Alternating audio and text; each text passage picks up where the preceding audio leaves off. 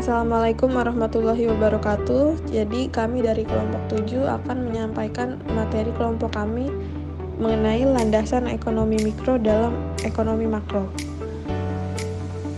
Kami dari kelompok 7 yang beranggotakan Ayuandini dengan NIM 215231002, Wanda Azizah dengan NIM 215231012, Madila Khairunisa dengan NIM 215231016 dan Naswa Cinta Fitri dengan NIM 215231022.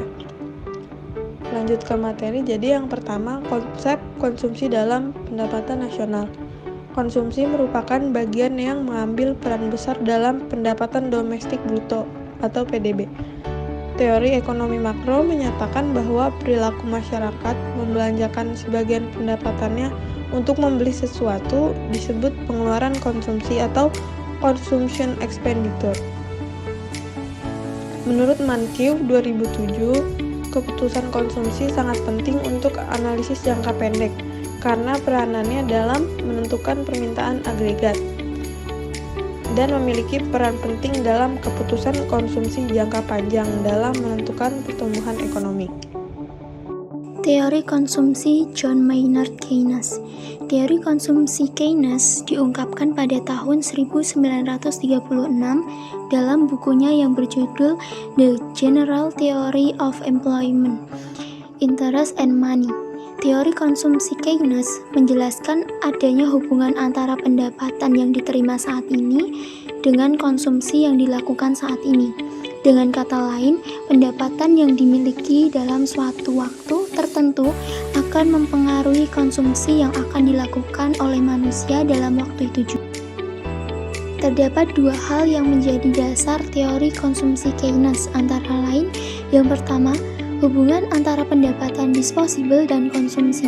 Konsumsi yang dilakukan saat ini dipengaruhi oleh pendapatan disposable saat ini. Jika pendapatan disposable meningkat, maka konsumsi juga akan meningkat. Yang kedua yaitu kecenderungan mengkonsumsi marginal. Kecenderungan mengkonsumsi marginal adalah konsep yang memberikan gambaran tentang beberapa konsumsi bertambah bila pendapatan disposable bertambah satu. Intertemporal budget Irving Fisher. Model pemilihan antar waktu diperkenalkan oleh Irving, pilihan antar waktu Irving Fisher. Fisher menganalisa tentang seberapa rasional para konsumen dalam membuat pilihan antar waktu atau melakukan pilihan dalam periode waktu yang berbeda. Apabila semakin banyak yang dia konsumsi saat ini, maka akan semakin sedikit yang bisa dia konsumsi di masa yang akan datang. Model ini melihat halangan-halangan yang dihadapi oleh konsumen dan bagaimana mereka memilih antara konsumsi dan tabungan. Dalam teorinya, Fisher menjabarkan beberapa hal yang mengenai konsumsi seseorang, adapun penjabarannya yaitu yang pertama, konsumsi harus memiliki kombinasi di bawah garis anggaran. Yang kedua, konsumsi akan memilih kombinasi konsumsi yang diinginkan di sepanjang kurva indifferent. Yang ketiga, konsumsi akan berubah mencapai tingkat kurva indifferent yang setinggi-tingginya, yaitu mencapai kondisi optimum. Yang keempat, konsumsi akan menaikkan tingkat konsumsinya jika pendapatan juga meningkat. Yang kelima, perubahan suku bunga real membuat perubahan kombinasi konsumsi. Yang keenam, meminjam dan menabung akan mempengaruhi konsumsi saat ini. Wesley Mitchell memberikan kritik bahwa teori konsumsi di dalam ekonomi makro cenderung mengabaikan interaksi kompleks antara perilaku konsumen dan faktor-faktor sosial, seperti budaya, status, dan norma-norma sosial.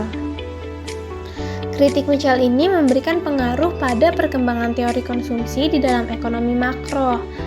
Sejak itu, banyak ahli ekonomi makro yang mengintegrasikan faktor-faktor psikologis, sosial, dan institusional dalam analisis teori konsumsi agar dapat lebih akurat menggambarkan perilaku konsumen dalam perekonomian.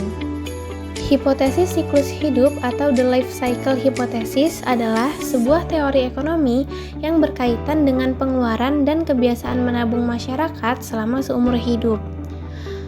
sebuah contoh yang mendukung hipotesis bahwa orang menabung untuk masa pensiun sementara mereka yang mendapatkan penghasilan tetap, atau daripada menghabiskan semuanya ketika diperoleh.